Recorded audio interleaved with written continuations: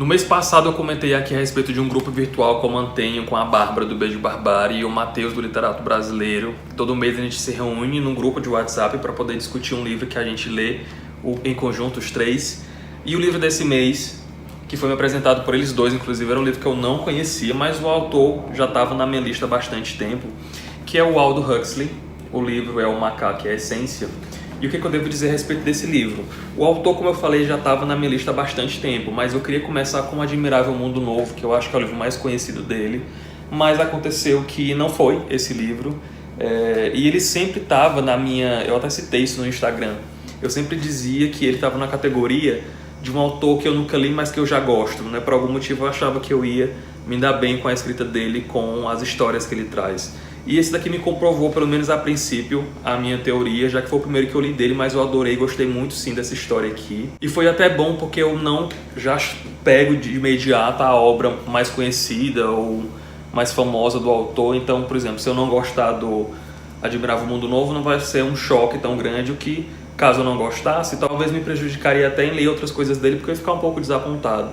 Mas começando com esse não, um livro menor, um livro mais fino, não é tão conhecido como o outro, mas já me pegou de imediato, do início ao fim. É um livro que eu não consegui largar e sim, é um livro muito provocador. A gente tem várias coisas que podem advir daqui dessa leitura. As discussões no grupo não foram à toa, mas o que a gente vai ter aqui dentro dessa história?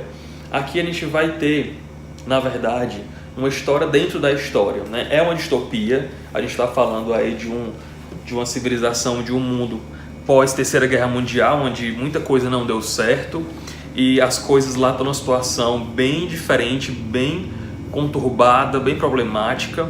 Mas a gente inicia esse livro sendo apresentado a dois personagens que trabalham numa espécie de estúdio cinematográfico. Um deles é roteirista, e eles acabam encontrando um roteiro que foi descartado pela produtora, que não vai ser produzido e queria ser incinerado ou jogado fora, alguma coisa desse sentido.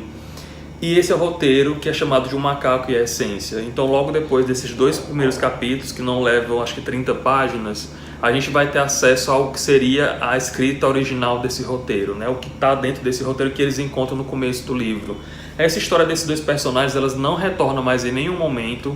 Então, do final do primeiro terço do livro até a última página, a gente só vai ter esse roteiro sendo conversado e sendo apresentado. E o que a gente vai ter nesse roteiro? Lá sim a gente já tem esse cenário pós-apocalíptico, né, dessa Terceira Mundial que já findou, e a gente só vai ter acesso ao que se tem de consequência logo depois desse acontecimento. Logo no início é dito que o mundo está sendo governado, ou pelo menos aquele pedaço de mundo que está sendo conversado ali no livro, ele está sendo comandado por macacos, porcinhos.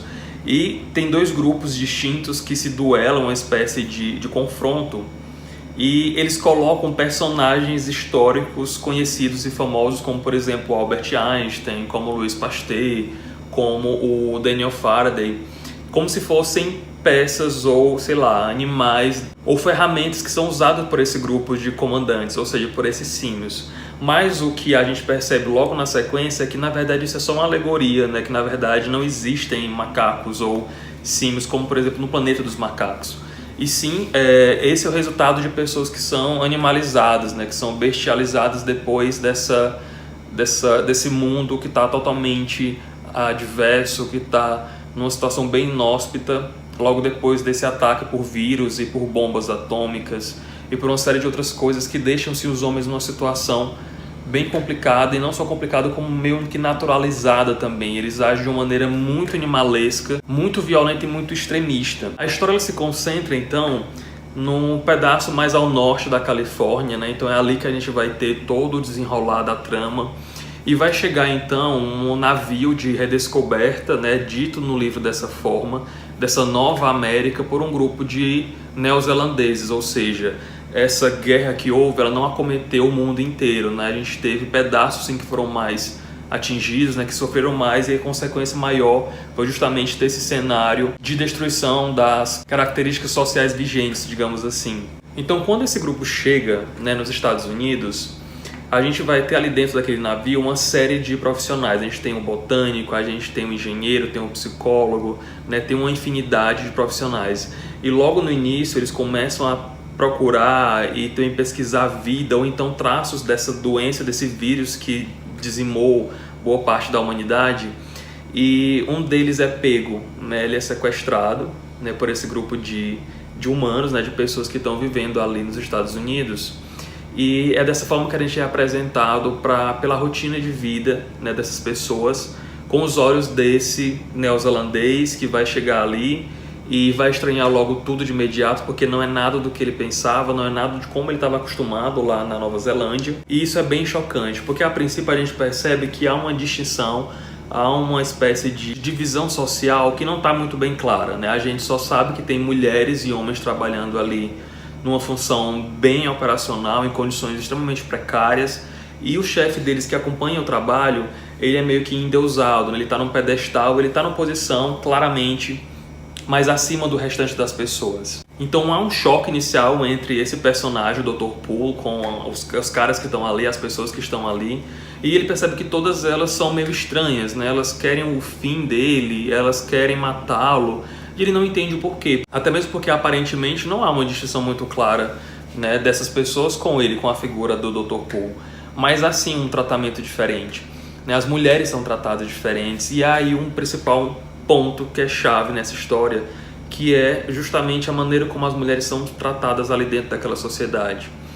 Elas são claramente subjugadas, né? Elas são tidas como uma ferramenta. A própria nomenclatura que elas são tratadas ali é como se elas fossem uma vasilha, que aí vem uma alegoria, uma comparação religiosa, né, do que seria a figura feminina, mas é assim que elas são vistas dentro dessa história. Elas são tidas apenas como esse suporte, né, que dá a origem à vida, né, que carrega a vida, seja ela algo bom ou ruim que advém disso, porque os filhos que nascem com algum problema, com alguma sequela, com alguma deficiência física, e a gente está falando de um cenário que passou por uma radiação, por um vírus, então há sim muita deformação nas crianças que nascem naquele local, então elas são sacrificadas, né, que é o que eles chamam de purificação da sociedade, purificação das pessoas que estão ali.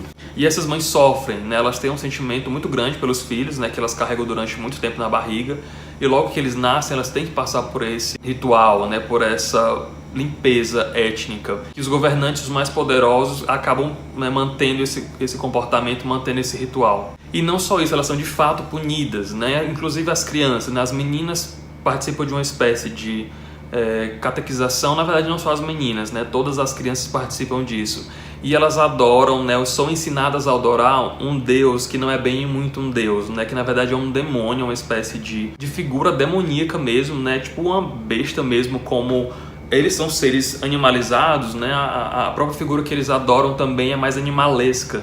Então há essa analogia, há essa apologia a essa figura do que eles chamam de Belial, né? Que é o Senhor das Moscas, né, que chega a ser citado lá no livro, né, a varejeira, né, ela tem várias nomenclaturas, vários sinônimos para poder representar essa figura, mas ela é sim dita, né, com um tom mais sombrio, com um tom de medo, de pânico, e esse poder que ela exerce sobre eles é sim um temor, né? Então elas obedecem a essa figura, a essa simbologia religiosa, mas é uma religião baseada no medo, né? Ela é sustentada pelo temor de que algo pior possa vir a acontecer. E esse pior, né, esse lado ruim do futuro ou de qualquer rumo que a vida deles possa ter, é o objetivo deles de vida, né? Então é isso que eles desejam para o outro, né? Que o pior aconteça, que o mal aconteça, que o mal prevaleça. Mas não é só disso que o livro trata, não, né? Ele tem sim essa pegada no início um pouco mais religiosa, né? Eu acho que para causar um impacto, para causar um repúdio logo a princípio, porque isso faz com que a gente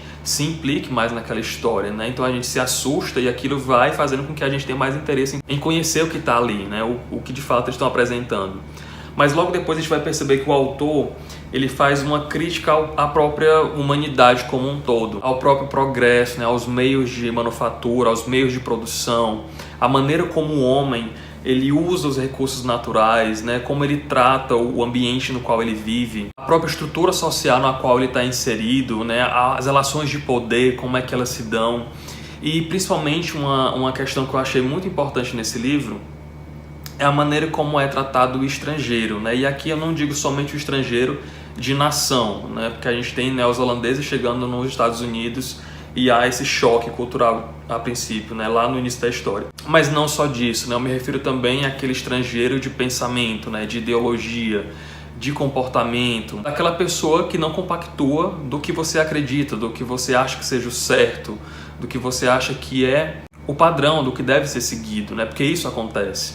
Então ele parte desse cenário, né, ali reduzido, aquele cenário micro da Califórnia, mas ele está falando de um local muito maior, né, de uma sociedade maior, de um espaço maior. Isso seria o mundo todo, ou seja, nós. Então a gente está inserido ali, mesmo na figura de um neozelandês, de um americano, desse biólogo, desse engenheiro, daquele pesquisador. Então ali está um pedaço de cada pessoa, ali está representado as diferenças que compõem esse todo. Então essa pluralidade de ideologias, né, de crenças, de pensamentos, ela está representada ali. E isso tudo o Huxley consegue fazer nesse livro finíssimo, né, de poucas páginas, e de maneira muito interessante, de maneira muito instigante, porque ele conta através de um roteiro de cinema. Então fica aí a dica de um livro muito, muito bom, O Macaco e a Essência, do Aldous Huxley, que com certeza vai fazer você refletir, repensar muita coisa do que está acontecendo no nosso país nos últimos meses, nos últimos tempos. E eu acho que é bem importante e vai ser muito proveitoso, sim. Então, se você gostou do vídeo, não esquece de dar uma avaliada. Me segue nas redes sociais que estão lá embaixo, no box da descrição. Faz um comentário se você quiser. Obrigado por ter assistido e até mais.